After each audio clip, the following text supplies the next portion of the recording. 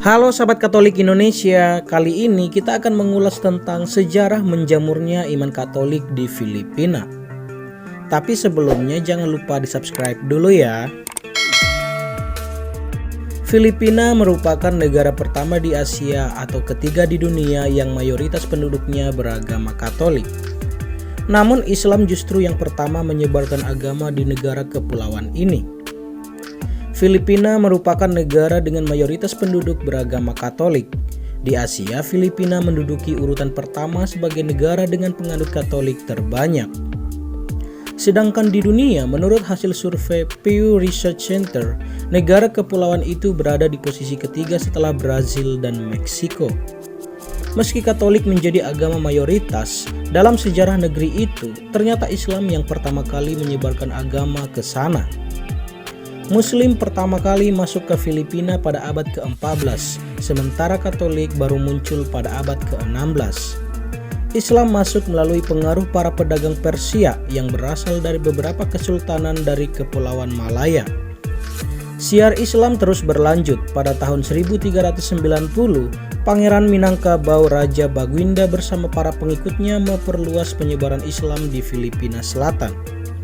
Islamisasi terus berlanjut dengan kehadiran sejumlah ulama dari Arab yang bepergian ke Malaysia dan Indonesia membantu penyebaran Islam di Filipina. Setiap permukiman dikepalai oleh seorang datu, raja dan sultan. Tak pelak banyak penduduk Filipina yang sebelumnya animisme memeluk Islam di kemudian. Populasi umat Islam semakin meningkat. Hal itu melatar belakangi berdirinya provinsi Islam yang meliputi Maguindanao, Kesultanan Sulu, Kesultanan Lanao, dan sebagian lain di Filipina Selatan. Satu abad berikutnya, menurut informasi yang dilansir republika.co.id, Islam telah mencapai Kepulauan Sulu di ujung selatan Filipina.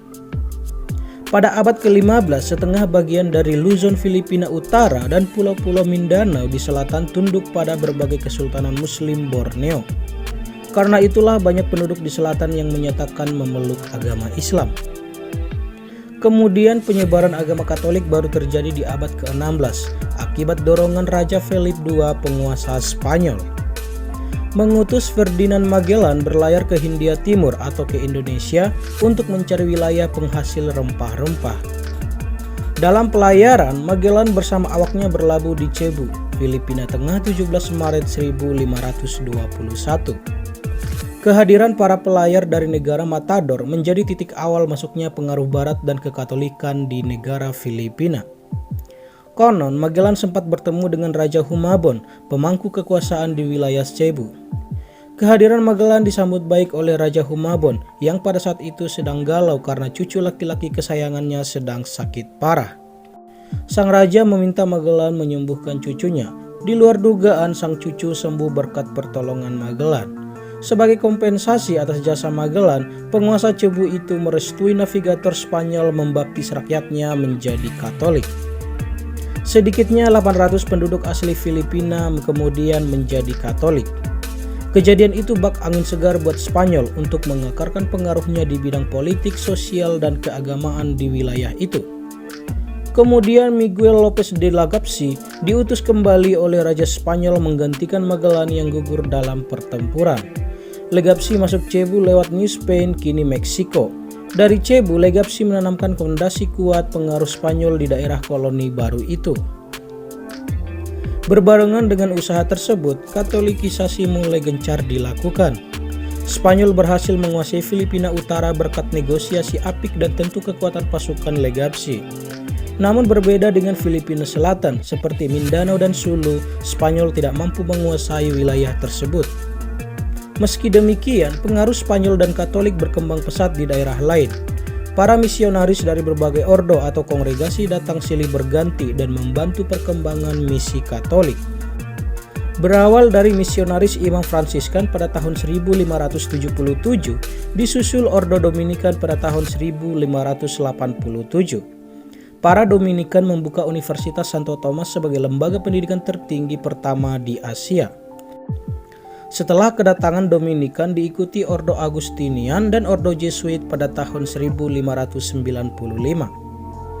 Wilayah Filipina kemudian dibagi menjadi beberapa wilayah misi yang dilayani oleh imam-imam dari ordo tersebut. Pada 6 Februari 1579, Keuskupan Manila berdiri pertama kalinya. Monsinyur Domingo Salazar OP 1512-1594 didapuk sebagai uskup pertama di Manila. Beberapa perjuangan hierarki gereja dan para misionaris menjadikan agama Katolik sebagai agama perjuangan. Monsinyur Salazar OP menentang keras perbudakan dan pajak yang dilaksanakan oleh Spanyol yang memiskinkan penduduk setempat. Ia menyerukan bahwa karya pewartaan dan perluasan karya misi ditempuh dengan suara sejuk, bukan dengan kekerasan. Sebaliknya, ia meminta karya misi harus menampilkan wajah ramah dan bersahabat dengan masyarakat dan kebudayaan setempat. Salah satu di antaranya adalah mempelajari bahasa Tagalog agar bisa berkomunikasi dengan umat setempat. Pada tahun 1550, seorang Jesuit Pedro Corino mempelajari bahasa Tagalog. Kemudian ia membuka sekolah di Taytay. Saban minggu ia berkatekese dengan bahasa Tagalog. Lagu-lagu perayaan Ekaristi dan ibadat pun menggunakan bahasa lokal tersebut. Internalisasi budaya yang dimotori Jesuit dalam karya misi semakin menyuburkan benih-benih kekatolikan di Filipina. Pada tahun 1586, sekitar 400.000 orang dibaptis menjadi seorang Katolik. Romo Adolf Haken SJ dalam ensiklopedi gereja menyebutkan pewartaan Injil yang dilakukan secara sistematis sejak 1564 membuat gereja Katolik berdiri kokoh pada akhir abad ke-18. Akan tetapi selama Spanyol masih bercokol di Filipina, kegiatan gereja mengalami kesulitan. Sebab tak jarang pimpinan koloni berusaha mengontrol dan mencampuri pengangkatan uskup dan pejabat gerejani lainnya. Urusan agama dan politik di Filipina baru terpisah ketika Amerika menganeksasi wilayah tersebut. Kondisi ini bertahan hingga kini. Pada abad ke-19 berkobar gerakan anti-klerikalisme di Filipina. Lalu pada tahun 1902 muncul skisma Aklipayan.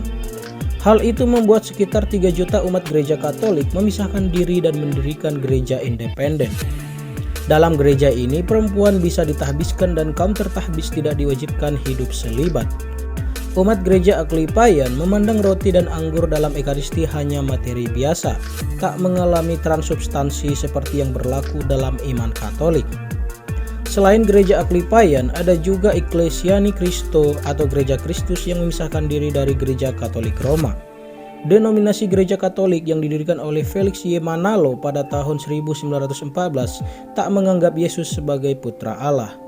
Mereka meyakini Ecclesia Ni Cristo adalah satu-satunya gereja yang didirikan oleh Yesus dan direstorasi oleh Felix Y. Manalo.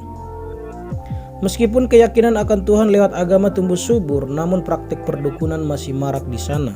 Tentu ini menjadi tantangan lain yang harus ditanggapi secara bijak dan bajik. Iman harus bisa masuk dan berkomunikasi dengan kebudayaan setempat. Gereja Katolik secara khusus Filipina juga merasakan angin segar pasca Konsili Vatikan II.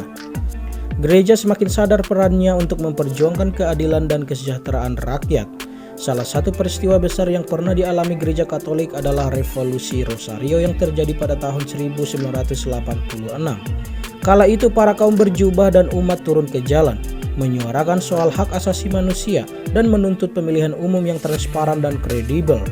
Lewat aksi people power tersebut, terbukti rakyat mampu menumbangkan rejim Presiden Ferdinand Marcos yang sudah berkuasa puluhan tahun.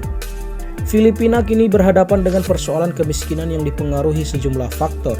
Perbaikan kondisi masyarakat tidak cukup hanya berdoa. Sebagaimana diketahui, umat Katolik Filipina punya devosi mendalam dan tradisi kekatolikan yang sangat kental. Berdoa tidak serta-merta menghapus kemiskinan. Perlu kerjasama antara imam, biarawan, biarawati, dan umat seperti kesuksesan saat Revolusi Rosario dulu. Itulah sekilas sejarah menjamurnya iman Katolik di Filipina. Sampai jumpa di ulasan-ulasan kami berikutnya. Shalom.